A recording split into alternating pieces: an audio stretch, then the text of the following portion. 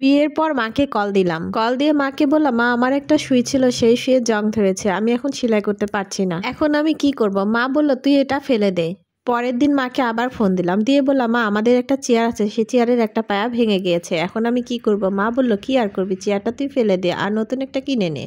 পরের দিন সবজি কাটার সময় মাকে আবার ফোন দিলাম, দিয়ে বললাম, মা পেঁয়াজ কাটতে আমার খুব কষ্ট হয়, পেঁয়াজ কাটতে নিলে চোখ জ্বালাপড়া করে, চোখ দিয়ে পানি পড়ে। তখন মা আমার উত্তরে বলল যে তুই কেন বাসার সব কাজ করিস, জামাইকে বলে কাজের বুয়া রাখতে পারিস না?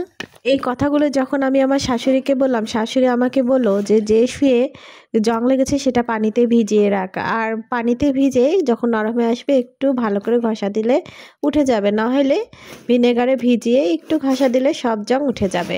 আবার চেয়ারের কথা বলতেই শাশুড়ি আমাকে আমার স্বামীর নাম বলে বলল, ওকে বলিস একটা চেয়ারে পেরেক মেরে দিতে। আর যখন বললাম সবজি কাটার কথা, পেঁয়াজ কাটার সময় চোখ দিয়ে পানি পড়ে, তখন বলছে বটির মাথায় একটা পেঁয়াজ গুঁজে দিতে, তাহলে চোখ দিয়ে পানি কিছুটা কম ঝরবে আর একটু জ্বালাপোড়া কম হবে। দুজনেই মা, কিন্তু তাদের কথার ধরন কিন্তু একেবারে আলাদা। চলুন এখন আসি মূল কথায়।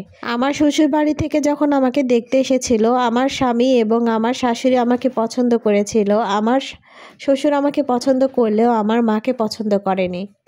তারা তারপরেও আমাকে বিয়ে করার জন্য রাজি হয়ে যায়।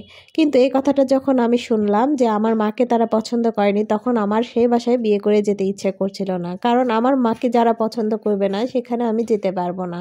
কিন্তু আমার বাবা আমাকে অনেক বুঝিয়েছে। আমার বাবা বলেছে আমি তাদের সম্পর্কে সব খোঁজ খবর নিয়েছি, তারা খুব ভালো, তাদের পরিবার ভালো, তুই ওখানে বিয়ে করে গেলে অনেক সুখে থাকবি। আমার বাবার জোরাজোরিতে আমি বিয়েতে রাজি হয়ে গেলাম। বিয়ের পরে আমি মাঝে মাঝে আমার মাকে ফোন দিতাম। মায়ের কথাবার্তা কেন জানি আমার ভালো লাগতো না, যে কথাই বলতাম কেমন কেমন জানি কথা বলতো, আমার খুব খারাপ লাগতো। আমি হচ্ছে ঘরের বউ, আমার মা আমাকে শিখাবে কিভাবে সংসার করতে হবে, কিভাবে সংসারে বরকত আনতে হবে, কিভাবে স্বামী শাশুড়ির সাথে মিলে থাকতে হবে। কিন্তু আমার মা আমার সাথে এসব না করে আমাকে কেন জানি আমার সংসারের প্রতি খেপিয়ে তুলতো, আমার স্বামীর সাথে খারাপ ব্যবহার করতে বলতো। আমার স্বামীর সাথে আমার মায়ের কথা অনুযায়ী কাজ করলে আমার স্বামীর সাথে প্রায় আমার ঝগড়া হতো। আমার মা আমাকে সবসময় বলতো আমি যেন সংসারের জন্য এটা কিনতে চাই, ওটা কিনতে চাই, জামা কিনতে চাই, কাপড় কিনতে চাই, সবসময় মানে বিভিন্ন ধরনের জিনিস কেনাকাটার কথা বলতো।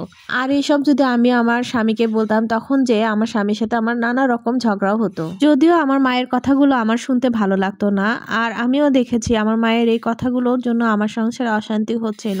আর তারপর থেকে আমি কোনো সমস্যায় পড়লে আমার শাশুড়িকে ফোন দিলে আমার শাশুড়ি সমস্যার সমাধান করে দেওয়ার চেষ্টা করতো, আমাকে সুন্দর সুন্দর পরামর্শ দিত। আর আমার কাছে নিজেকে খুব ভাগ্যবতী মনে হতো, কারণ আমি এত সুন্দর একটা শাশুড়ি পেয়েছি।